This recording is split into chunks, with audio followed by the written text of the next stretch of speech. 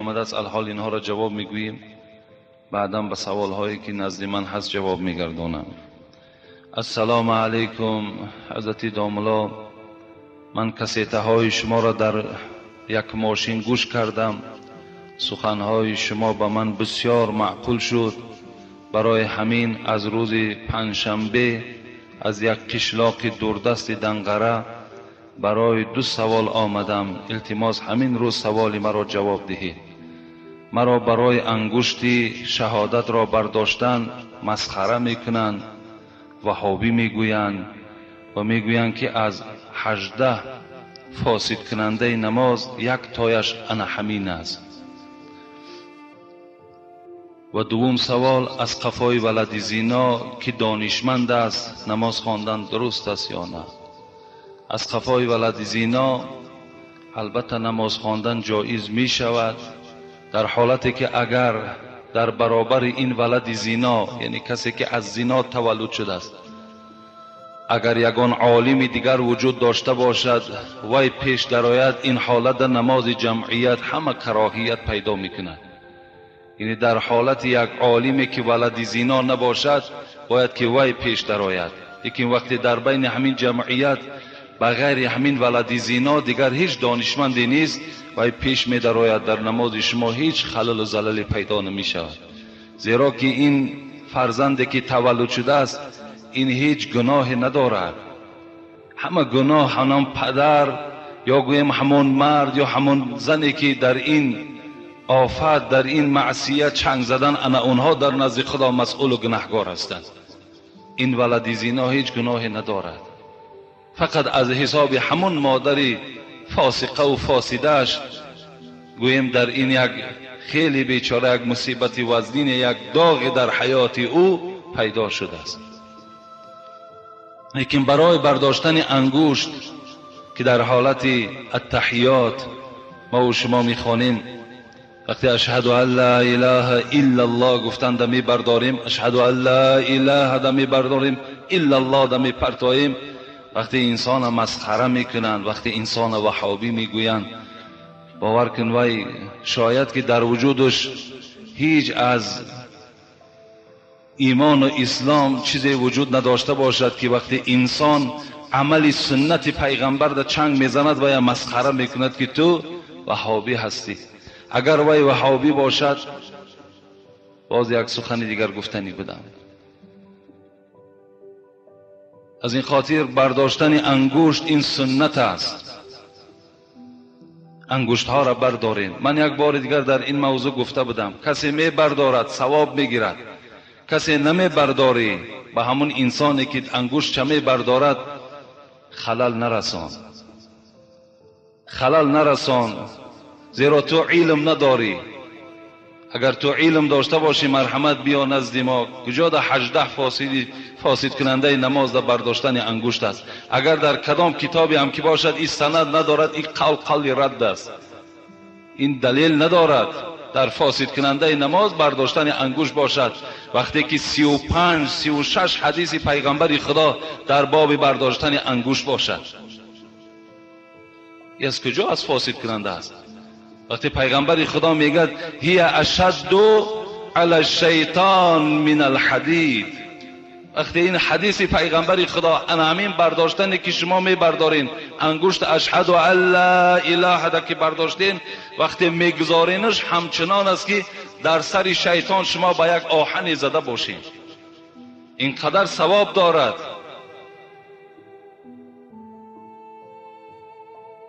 مسخره کننده در نزد الله البته گناهگار می شود. من به همه شما مراجعت میکنم، بردارین ان شاء الله ثواب میگیرین.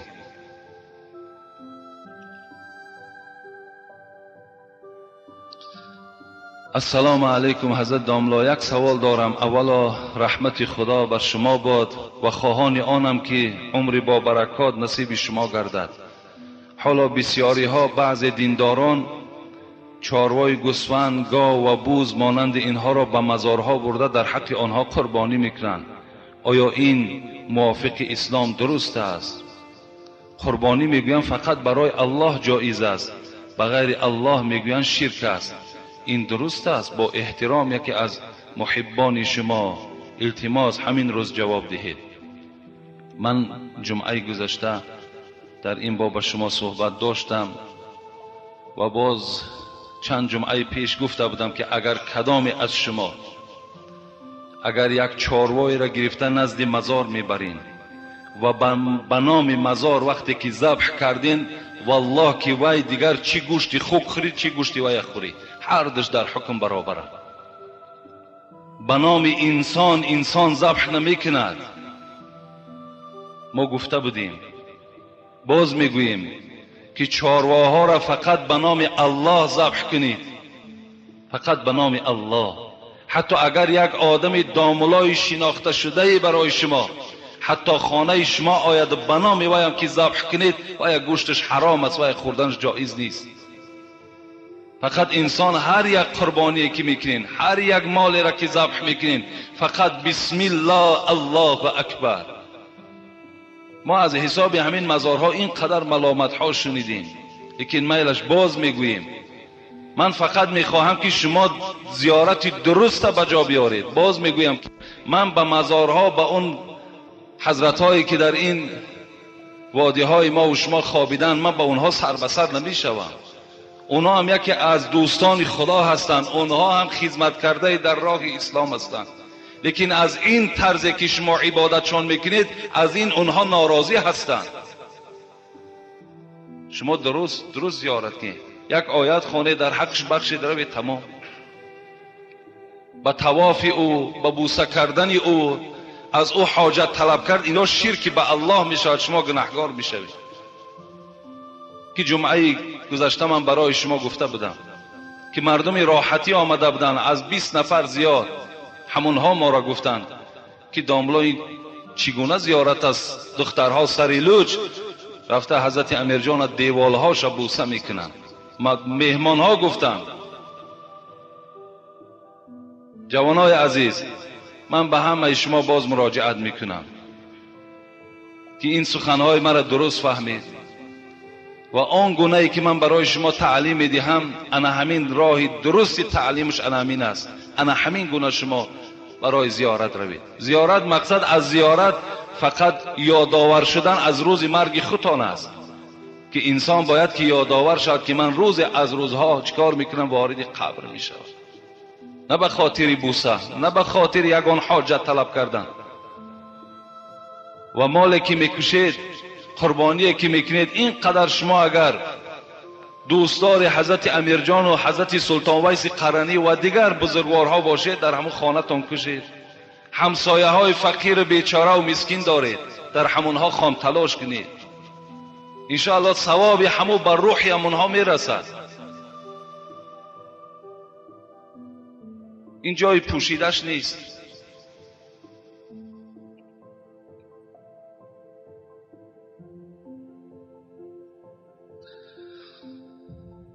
بسیار ضرور. السلام علیکم دوملای محترم حاجی میرزا. اولا دعا میکنم که با شما علم لدونی و علم نافع باز هم نصیب و روزی گرداند. من یک سوال دارم، آیا زرد میلش هر کی ما را ملامت میکنه کردن گیرد، این منبر جای ملامت هست، اینجا جای استراحت نیست. اینجا جای هست که این وقتی من این صحبت میکنم به ضرر چندین نفر آدم است. بعضی آدم ها باور کنین از مزارها آمده شکایت کردن که زیارتچی کم شده است. دوست را پیغمبر گفتن ممکن یا ممکن نه، آیا خدا را اعتراف میکرد نمیکرد؟ من وقتی به تاریخ نظر کردم 90% مورخها به این رفتگی هستند که زردوشت منجم بود. اینی گویم یگان حکیمی بود، در پیغمبریش هیچ دلیل‌های وجود ندارد. حتی در همین 4 کتابی که چه انجیل، چه تورات و چه زبور و چه قرآن، در هیچ کدام این نام زردوشت ذکر شدگی نیست. از این خاطر الحمدلله که ما امروز دین داریم دیگر حاجت نه به دین زردوش داریم نه به دین نصرانیش داریم. مادام قرآن آمد، پیغمبر ما که آمد، همه دین ها منسوخ شده. و شما یقین دانید که این نصرانی هایی که امروز عبادت دارن، امروز حضرت عیسی را پرستش میکنند، این دین اینا خیلی تحریف شده است. این انجیل خیلی دیگرگونی ها کردگن. انجیل اساسی وجود ندارد. اگر انجیل اساسی وجود می داشت، این قصه هایی که در قرآن آمده است که حضرت عیسی نام پیغمبر ما را اون زمان ها گرفتگی بود، اونا همه اونا باید که در قرآن می آمد یا در انجیل ثبت می شد، لیکن وجود ندارن. همه اونها را دشمن ها گرفتن. برای من نه حاجت به دین زردشتش داریم نه به دین نصرانیش داریم. این الدین عند الله الاسلام است. فقط خدا خودش میگه دینی که در نزد من قدر دارد، دینی که در نزد من اعتراف دارد، دینی که من صاحبای اون روز قیامت نجات میتونم، فقط اسلام است و خلاص. به هیچ نرخ، به هیچ منصب دین هاتون نفروشین که این دنیای دو روزه است. فردا پشیمان میشوین، دیگر فایده تان میکنه. امروز بسیاری ها آمده میگویند که برادرها با چند مبلغ دین ها دین فروشی میکنن و دیگر میکنن. من انشاءالله باوری دارم این مردم ما هیچگاه به این دین قدم نمیزند. هیچگاه. انشاءالله باوری کامل است.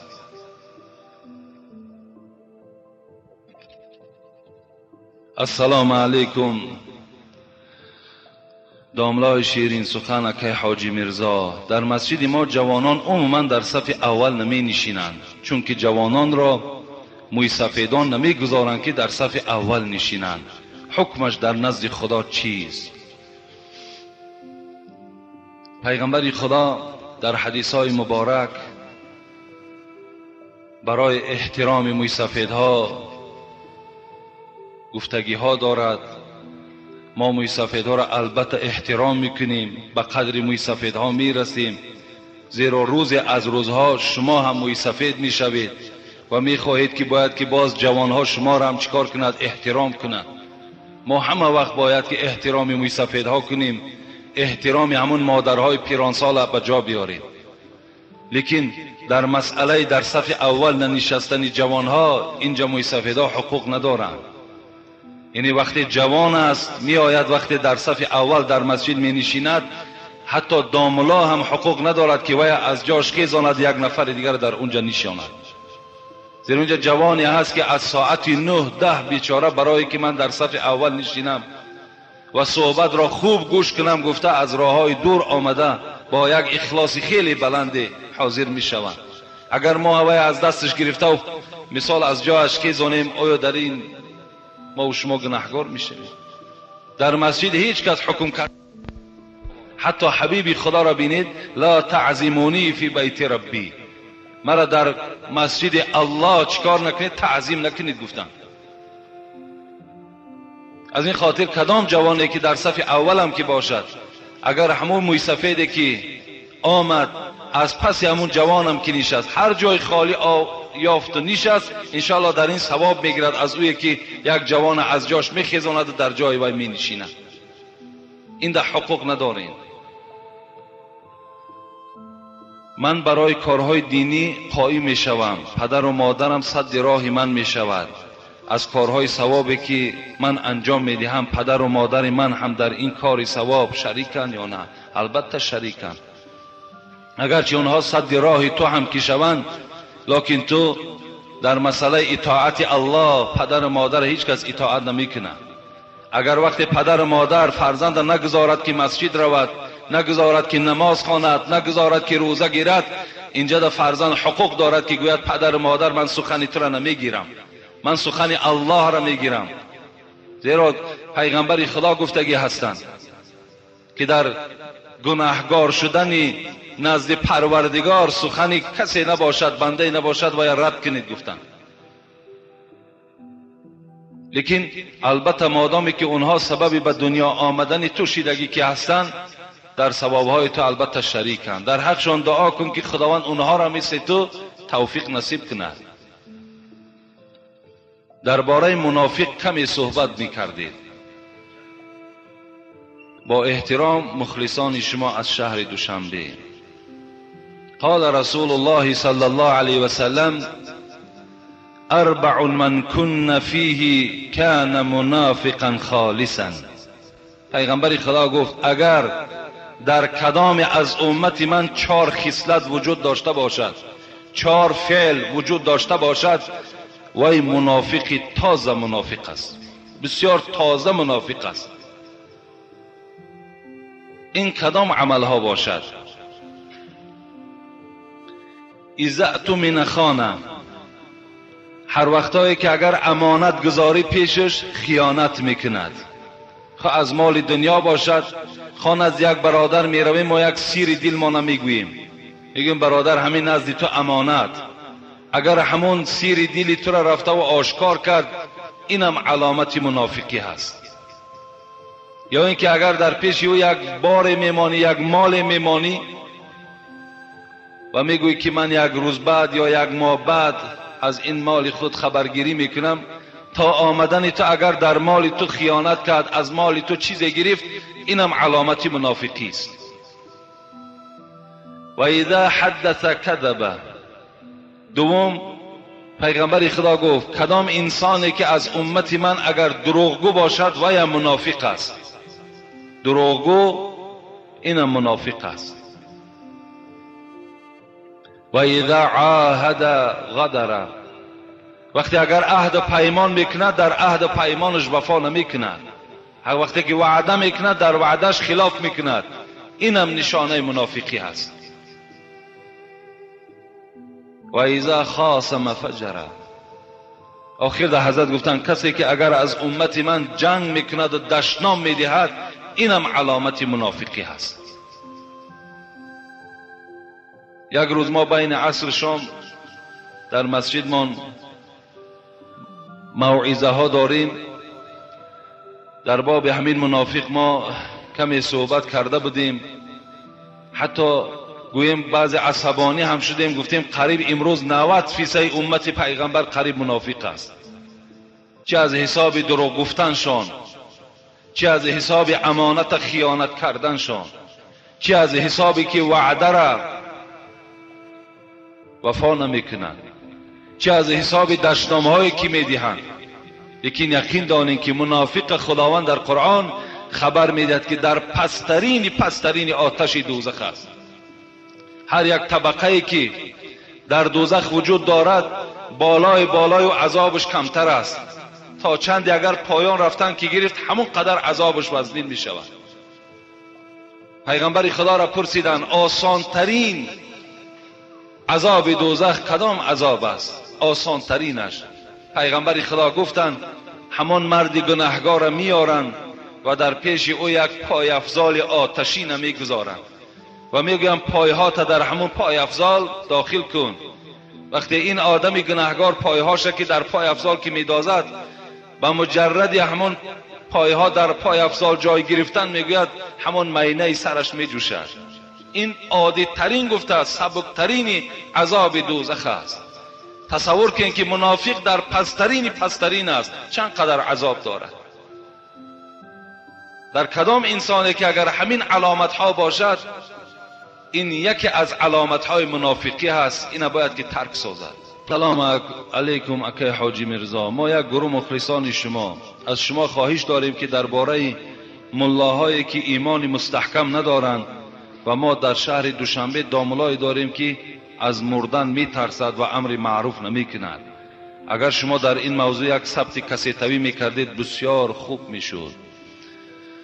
پیغمبر خدا می گوید صلی الله علیه و سلم انما انا والله یهدی انما انا قاسم والله یعطی. پیغمبر خدا می گوید ما با این قدر شرفی که دارم، با این حبیبی که در نزد الله دارم، وظیفه من تبلیغ است، وظیفه من دعوت است به سوی بندگان خدا. باید بندگان خدا را من دعوت کنم به سوی یگانگی الله، به سوی عبادت پروردگار. این وظیفه من است گفت و وظیفه تمام امت من هم همین است که باید که امتان من چی باشند؟ مبلغ باشند، تبلیغچی باشند. از این خاطر هر نفری که امروز بگویم به حیث ملا و به حیث ایشان و به حیث شیخ و به حیث پیرزاده و دیگر که امروز شناخته می شوند، اگر اونها در همین خیل شرایطی که الحال ما زندگی داریم اگر سکوت اختیار کنند، باور کنید خیانتی در اسلام کردگی هستند. امروز روز خدمت است. امروز باید که حقیقت در بین مردم باید که ما و شما خبر، هر یک انسانی که مسئول است، هر انسانی که امروز در اطراف دسترخوان او را بالانشین میکنند، باید که البته به البته حق در نزد مردم خبر دهد. زیرا خداوند به ما و شما چی میگه؟ ولتکن منکم امه یدعون الی الخیر و یأمرون بالمعروف و ینهون عن المنکر و اولئک هم المفلحون. باید که در بین شما گروه‌های باشد که مردم را تبلیغ کنند، مردم را امر معروف و نهی منکر کنند. هر کسی که امر معروف میکند، هر کسی که نهی منکر میکند، خداوند میگه اولئک هم المفلحون، اونها نجات یافته هستند در نزد الله. آیا نمیخوای که نجات بیابی؟ آیا نمیخوای در بهترین قصرهای جنت خدا را جا کند؟ به سبب چی؟ به سببی که تو در دنیا آن پیروای خودت، آن مخلصای خودت دعوتی به سوی اسلام میکنی. افسوس البته امروزها بسیار وجود دارد. بعضی روز یک برادر ما از راه دور آمده بود، دیگر ریان و شهرش نام نمیگیرم، گو معرکهای خیلی زیاد میکنیم لیکن تماما امر معروف وجود ندارد. میآیند ایشان زاده ها، میآیند شیخ زاده ها من میآیند، می نشینند، از خوراک استفاده میبرند، از مال و ملک خاندار استفاده میبرند، لیکن صحبت تماما وجود ندارد. حبیب خدا چی میگوید؟ ما من قوم یقومون من مجلس لا یذکرون الله تعالی فی الا قام عن مثل جیفة الحمار. حدیث صحیح است.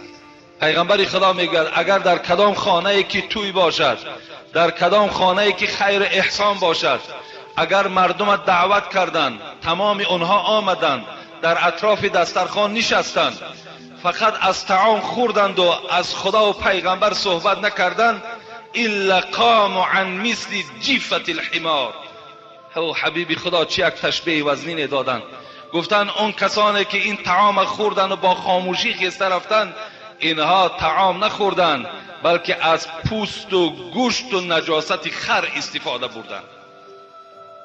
در اطراف دسترخوان معرکه کلان، تمامی کسان شناخته شده حضور دارند، لیکن مجلس خب آرام، هیچ صحبتی از الله نمی شود، هیچ صحبت امر معروف نهی منکر نیست. حبیب خدا گفتند شما اینقدر طعام نخوردید، بلکه شما از نزد همین گونه حیوان خسته و رهسپار شدید. از این خاطر باید از مردن کجا میترسیم؟ مردن خودش ساعت دارد، خواهی نخواهی میمری، چی داملا باشید چی آدم عادی باشید. کل نفس ذائقة الموت است. همه شما البته گفتن لذت مرگ میچشین، خواه امروز از خواه فردا هست، البته لذت مرگ میچشین. از مرگ هیچ کس گریخته نمیتواند. لطفی الله یار خدا رحمت کند، اون صوفی بدن ویم، صوفی هست، شیخ هست و حضرت میگه بهترین عمل که موصوف است نهی منکر و امر معروف است. بهترین عملی که در نزد پروردگار اجر دارد این امر معروف و نهی منکر است. خداوند به ما و شما حتی چی میگه؟ کنتم خیر امه اخرجت للناس تأمرون بالمعروف و تنهون عن المنکر. شما ای امت محمد صلی الله علیه و سلم بهترین امت هستین. به چی خاطر؟ به خاطر آنکه شما امر معروف و نهی منکر دارید. از این خاطر شما در بین تمام این امتهای گذشته بهترین امت هستید.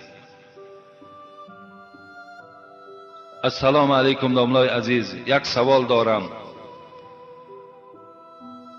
مرا یزنم کر است و بسیار آدم خوب و ساده‌خیل است.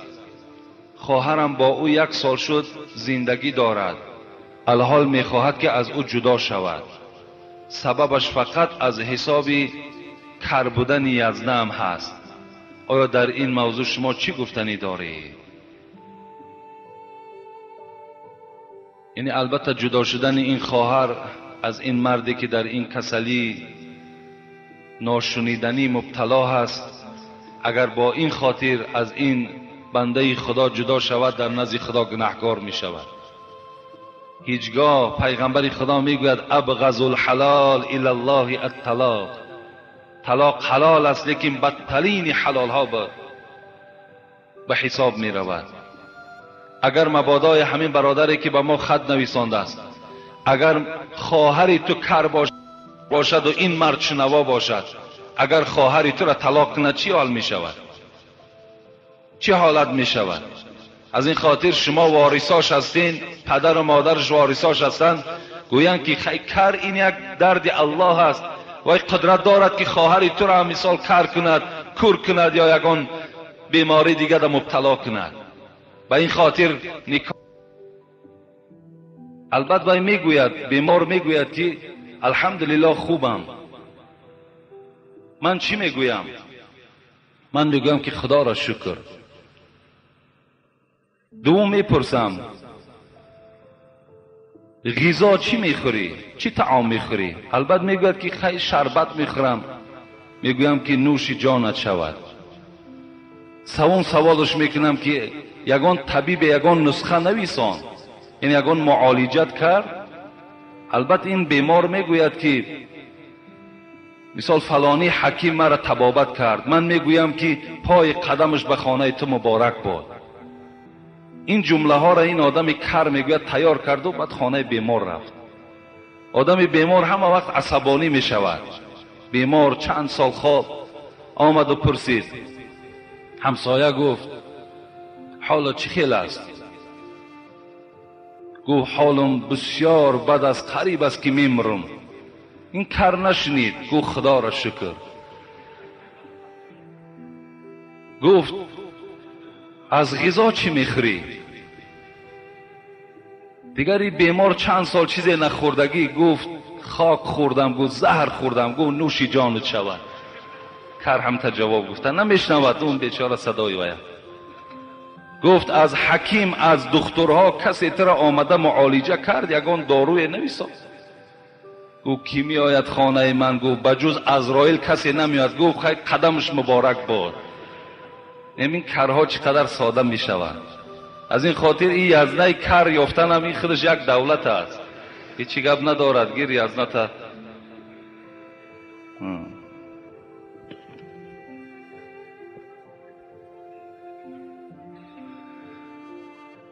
داملای عزیز، من یک خواهر اسلامی شما هستم. یک سوال دارم.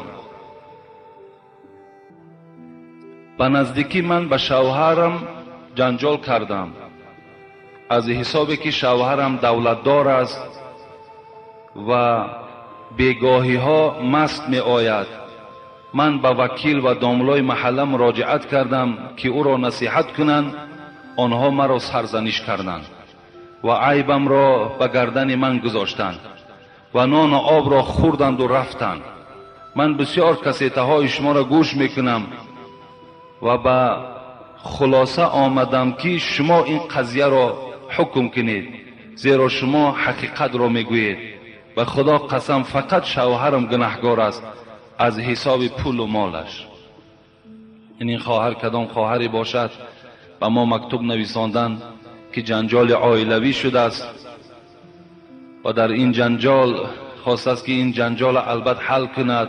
این شوهری که مست می آید، مالدار است، دولتدار است، خواست است وکیل دعوت کردن، داملای محلشون دعوت کردن که این جنجال یعنی به فایده اسلام حل کنند و این مرد تربیه کنند. این نامعلوم که این داملا یا که این وکیل به خاطر البته مال و ملک وی حکمی درست ندادند و این خواهر البته سرزنش کردند. زیرا در آخر میگد به خدا قسم عیب شوهرم هست. اگر به خدا قسم خورده باشد اینجا کفارت واجب می شود. اگر صحیح گفته باشد کفارت واجب نمی شود. لیکن از روی همین قسمش اگر راست گفته باشد، البته این داملا یا این وکیلی که از حساب مال و ملک او اگر استفاده برده باشند و حکم نادرست در بین آنها جاری کرده باشند، اینا هم از جمله ظالمان به حساب می روند. زیرا پیغمبر خدا هم در حدیث های صحیح می آید که من سئل عن علم فکتمه الجم یوم القیامة بلجام من نار. اگر کدام عالم را یک مسئله را سوال میکنند و این مسئله را صحیح جواب نمیگوید بلکه پوشیده جواب میگوید یا اینکه خاطر میبیند جواب میگوید، پیغمبر خدا گفت این گونه عالم ها را پروردگار روز قیامت با لجام های آتشین بسته میگرداند. برای من هر کسی که اگر در این گونه قضیه ها اشتراک میکند، اگر دارد علم و سواد حکم کند، ندارد از همه بهترینش همین است که گوید که من نمیفهمم یا من سواد ای را ندارم یا فلانی را دعوت کنید، با این حال البته جانش خلاص کند، این برای او فایده آور است. که بسیار از این گونه انسان هایی که البته از حساب مالداری و دولتداریشان چه زن باشد چه همسایه ها باشد خیلی آزار میدهند و بسیار انسان های را ما هم میدانیم امروز که حتی که برای خاطر دولتدار بدن او باور کن با او داملا هست، ایشان از شیخ است، با او یک صحبت های میکنند، چی صحبت های بی معنی میکنند، یک دیگر را در آغوش میگیرند، با یک دیگر چی دستزنی ها دارند، حالان که وی تماما بیچاره در بالای جای نماز برآمدگی نماز خواندگی نیست، فقط پول دارد، مال دارد، منصب دارد، به او خاطر همانها را چیکار کردن؟ از دنبه اونها دویده و از برای 4 سوم اونها شده دین آیینش فروخته گشته است. یک قصه در همون انیس الجلیس می آید، بسیار قصه عبرتگیری هست. میگوید یک مرد با دولت یک همسایه فقیر داشت. روز میگوید این فقیر گاوی داشت، گوساله زایید. این آدم با دولت درکدار شد که گاوی همسایه‌اش، گاوی این آدم فقیر گوساله کرده است. در او قاضی همون زمانه هم کدام پارخری بده است، این دولتدار میگد به همون قاضی مراجعت کرد که یا حکم برار که همین گویا که همین گوساله از اسب من زاییده شده است. این بای اسب داشته است، گفته است اکنون قاضی یک کاری میکنی، این مال و ملک چندی میگیری گرفتن بگیر، لیکن حکم کن که همین گوساله که در خانه کم بغل پیدا شده است از اسب من است. قاضی فریاد میکند فقیر و آدم دولتدار، مرافعه سودی را تشکیل میکنند، میگوید که همین گوساله تو از اسب انا همین است. این فقیر میگوید چگونه آخر؟ دلیل ها در کجاست؟ میگوید چشم های گوساله رنگ چشم های اسب است. و بین میگوید گوساله تو هم 4 پا دارد، اسب هم 4 پا دارد. بیچاره آدم فقیر کسی به دادش نمیرسد، حکم میکنن گوساله را میدین آدم دولتدار. این آدم فقیر خیلی ناراحت میشود، همون سود عالی دا می نویسد بالاتر. میگه شاید در اون جگان آدمی با عدالتی وجود داشته باشد، مکتوب شد آدمی سود عالی میگیرد، میخواند، در تعجب میافتد، آدمی عادل بوده است، آدمی خدا ترس بوده است. در او فیراد میکند آدمی این فقیر و آدمی دولتدار در مرافعه سودی. بعدن چیکار میکند؟ یک کمی می نشینند و آدم دولتدار منتظر است که کنی این سود عالی چی میگوید. این سود عالی که آدم مسلمان بود، آدمی با توفیق از خدا ترس که بود، از جاش میخیزد و میگوید انا من 3 روز بعد حکم میکنم. این دولتدار میپرسد برای چی 3 روز بعد حکم میکنی؟ برای میگوید که کسل حیض شدم. این مرد است سود. این دولتدار میگوید عجیب، نخواه که مردم حیض شود. میگوید من منتظر انا همین جمله بدم، نخواد که اسب گوساله زاید. اسب گوساله زاید عجیب نیو، لیکن مرد اگر حیضید عجیب است. ها گفتند این همون دولتدار میگد با یک جمله میگد متهم کردن و گوساله هم بیچاره را گرفته در صاحبش دادن.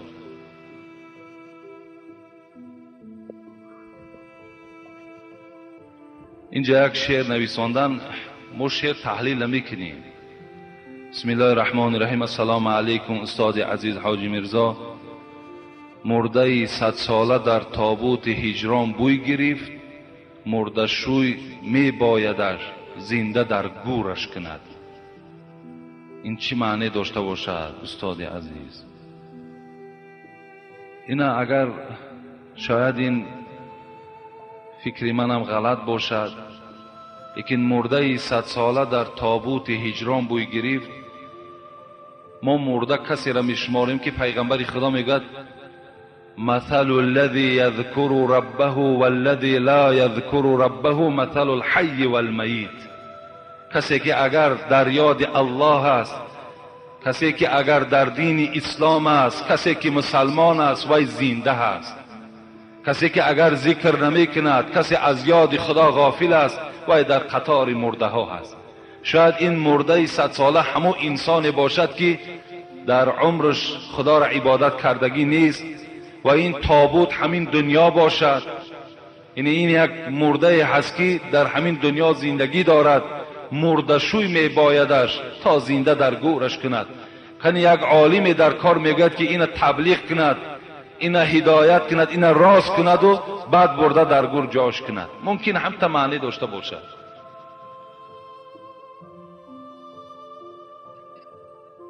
السلام علیکم و رحمت الله. بابای حاجی، من یک مخلص اشدی شما هستم. یک سوال دارم، التماس جواب دهید. من یک جوان خدا ترس هستم. حاضر به کجایی که خواستگاری روی بسیار سر و پاه می فرمایند. دست ما نمی رسد. نفس خود را در زندان کردیم. یک دختر مرا دوست می دارد و مرا می گوید که مرا گرفته ببر به خانه اتان، بعدا نکاح میکنیم. من همین خیال کنم در نزد خدای خود گناهگار می شوم یا نه؟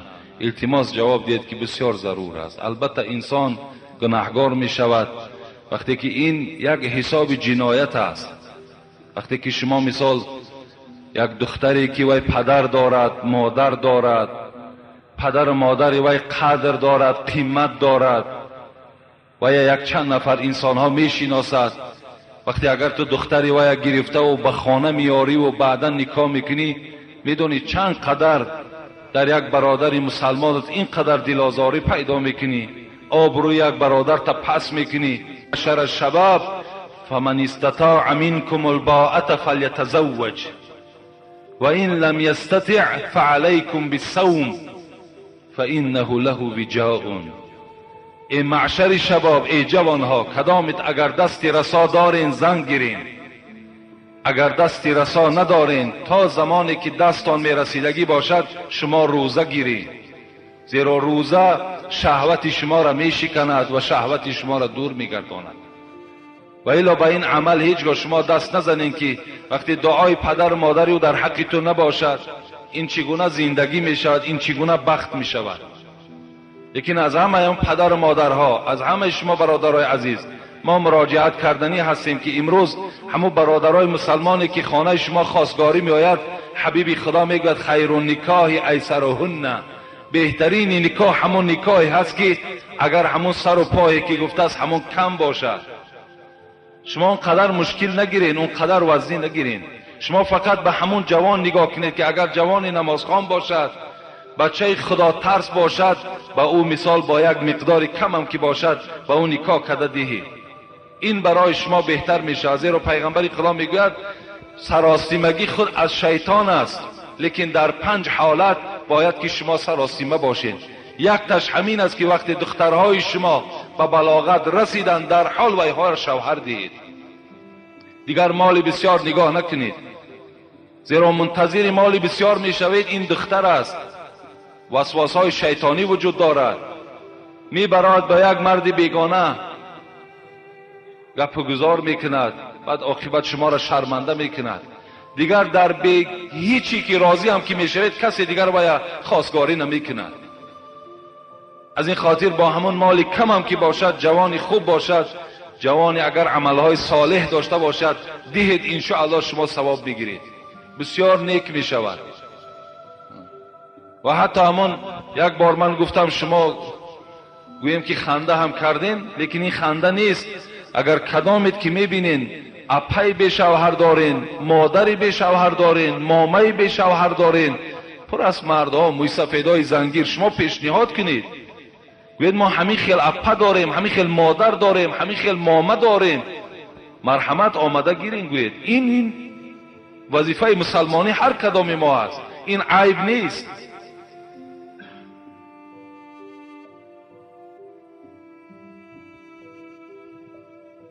بسم الله الرحمن الرحیم. السلام علیکم. داملای عزیز و شیرین سخن و مهربان به شما عمر دراز و علمتان را باز زیاده گرداند. من یک بنده خدا و مخلص ارشدی شما می باشم. داملای عزیز، من از شما یک خواهش دارم. من یک پسرچه دارم، وی 2 ساله می باشد. از روزی که وی تولد شده است فقط بیمار است و من گفتم که نامش را عوض کن. من می خواهم که نامش را شما بگذارید و دعا کنید که خدای مهربان به او عمر دراز و تن صحت و بر دین اسلام خدمتگار باشد. با عوض کردن این نام بیماری وی دور نمی شود. این عقیده غلط است. اگر مبادا که شما وی نامش عبدالرحیم مانده باشید یا عبدالکریم مانده باشید که پیغمبر خدا گفتند بهترین نام همون نامی که در اولش عبد داشته باشد، یا بهترین نام همون نامی هست که عبدالله باشد، عبدالرحمن باشد. شما وقتی این عبدالرحمن را گرفته تغییر میتین نام دیگر میمانین، فکر میکنین شفا در همون است. این شفا در نزد الله است. درد خداوند خودش میدهد و درد پروردگار خودش دور میکند. با عوض کردن نام هیچگاه وی بیماریش دور نمیشود. برای همین بگذار همون نامی که اگر اسلامی داشته باشد همون نام اسلامیش باقی ماند. فقط در حقش دعا کنید، پدرش مادرش دعا کنید که خداوند وی شفای کامل دهد. ما هم دعا میکنیم خدای مهربان شفای کامل و شفای عاجل نصیبش گرداند. آمین یا رب العالمین. السلام علیکم. ای دوستی خدا حاجی مرزا، در تویها تقای عروس میمانند. تقای عروس با 50 یا 100 سامانی قناعت نمی کند. شما در این مسئله چی میگویید؟ همچون یک پیشوا ضرور است التماس. ما چندین بار گفتیم در نکاح نه تقه تماما حاجت هم نیست، لازم هم نیست. این تقه بازی ها را باید که از بین برداریم، بس است دیگر. همون دختر قطعی جوان میاریم، این نکاح هایی که الحال ما میکنیم، دخترها از یک طرف، جوانها از یک طرف، داملا در بین می نشیند، به آنها یک طرز حیات حکایه میکند، به آنها موعظه میکند، بعدا هر دی آنها را در حضور یکدیگرش نکاح میکند. این تقه دیگر چی در کار؟ این تقه بازی و شاهد روان کن و بعد میآیند دخترها گفتن که تا 50 سوم ندهی اگر راضی نمیشیم. این از بی‌غیرتی شما میشود. شما غیرت اسلامی تان بدر کنین و همون دخترهایی که در اطراف دخترتان جمع میشود اونا را نگذارین که آنها صحبتی بلند کنند. اونا کی هستند؟ شما پدر و مادرین، شما جوابگر هستین. این غمخواری برادر مسلمان کجا میشود؟ یک برادر خانه تو خواستگاری می آید، یک روز خرسندی، روزی نیک، با یکی از سنت های پیغمبر چنگ می زند، تو به ذمه وی میگذاری 100 سامان ده، بعد دختر من هم میگوید. این گناه هست آخر. اینا را باید که ما وقتی زمان آمده است آیسا آیسا از بین دور کنیم. یک موی سفید او روز چی میگن؟ میگن همه حاجی بابا مثلا می عرف عادت ها را نرسین، بانن می عرف عادت ها بیستد. من گفتم اگر همین رنگی توار پیشواها باشد همین مردم بیچاره دیگر همه قرضدار میگردند. آخی عرف عادت این نص قرآنی است، نه احادیث های پیغمبر داخل می شود. این عرف عادت ها میان مردم کند آخر. این عرف عادت ها را باید گم کردن در کار. تقا 100 سامان، دخترها 100 سامان، شهدها 100 سامان، از کجا میارین؟ این عرف عادت های ما و شما. همون شب نکاح بهترین صورت شمین است که اولا شما خدا را شکر گویین که در خانه شما یک مسلمان قدم میماند و دختر شما را با یک نکاح اسلامی میبرد. شما این در اول شکرانه کنین و دوم تمام همون ترتیب اسلامی را جاری کنین. همون دختر را پیشکی شنانین، گویین که همین بچه هم همین خیل نکاح باید همین خیل صورت گیرد. بسیارتر مادرها البته در این کار مسئول هستند. بسیارتر خلل پذیر الحال در همون عائله ها مادرها شدگی هستند. همه حکم در دست خودشان گرفتگیند. همه همین بدعت ها را هم مادرها بیدار کرده ایستادند.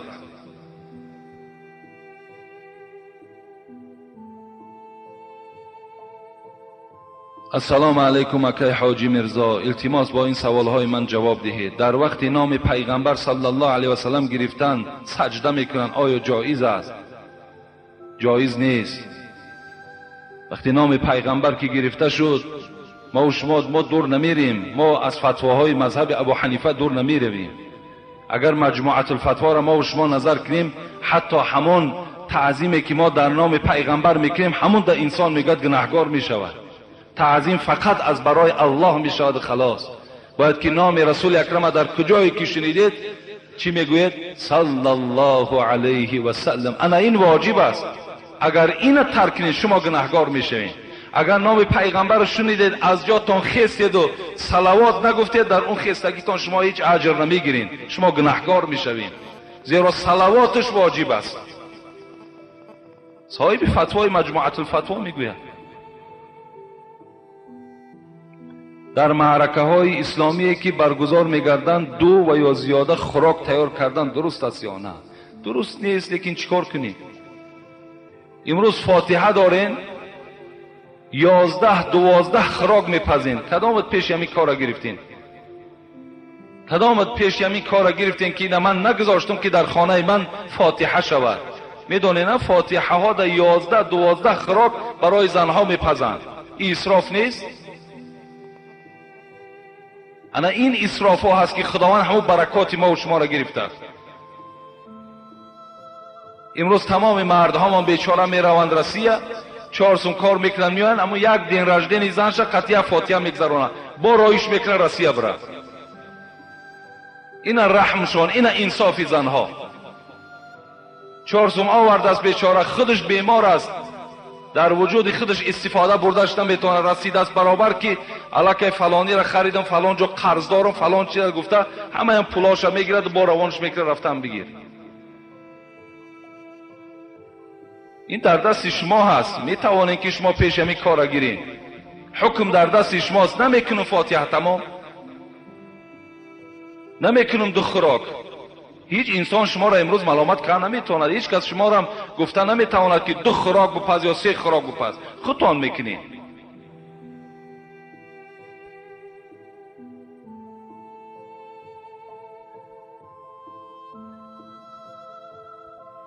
السلام علیکم داملای عزیز و مهربان، من از شما خواهش دارم که شما همین سوال مرا با پررگی جواب گردونید. من در مکتب میخوانم، نماز پیشین را در 25 کم ماندن میخوانم، همین درست است یا نه؟ با احترام مخلص دائمی شما هستیم. درست است. اگر شما در 20 کم اگر نماز پیشین خوانید و از پی کارتون شوید، از پی درستون شوید، البته صحیح است، درست است. السلام علیکم داملای شیرین سخن اکای حاجی مرزا، خطبه چیست؟ خطبه این حمد خدا را گفتن خطبه میگن. خطبه امام میبرد در بالای منبر و یک خطابه میکند، یک موعظه میکند، همین خطبه میگوید. خطبه خواندن این از کلمه همون خطابه هست، خطاب کردن است. به خطبه خواندن جایز است. نکاح کردن در اسلامیان که نماز عید را التماس به نهایت ضرورت. نماز عید اگر به خطبه هم که خوانید نماز عید تان درست می شود. اگر باشد سنت از خواندنش. خطبه نماز عید خواندن سنت، خطبه عید نکی روز جمعه واجب. اگر خوانند باشد خواننده ها خوب نیک، لیکن اگر نباشد و همون خطبه خانه هاتون که وجود نداشته باشد، نماز همون عیدتان هم خوانین، جمعتان هم که خوانین، نمازهاتون صحیح می شود، نمازهاتون درست می شود. و در نکاح ها باشد همون حضور شاهد شرط است. حضوری که شاهد هست 2 نفر باید که شاهدها وجود داشته باشند. اگر گوییم از روی فضل و از روی برکات حضور پدر و مادر، حضور اولادهایی که در این معرکه اشتراک دارند، اینها همگی باشند، این به نهایت نور بالای نور می شود، به نهایت خوب می شود. امروز چند کس در من مراجعت کرد که من زن آوردم در خانه بریزاگی پدر و مادرش. برای چی؟ برای که قلینگی خیلی کلام برای من فرمایش دادن. دختر مرا که دوست می داشت از دنبی من خسته آمدن.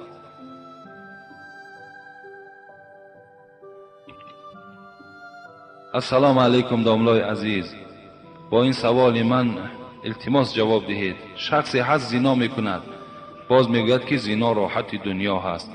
در نمازهای جمعه در مسجد شما اشتراک میکند، ماشینش را پرده های سیاه کشیده در شهر میگردد.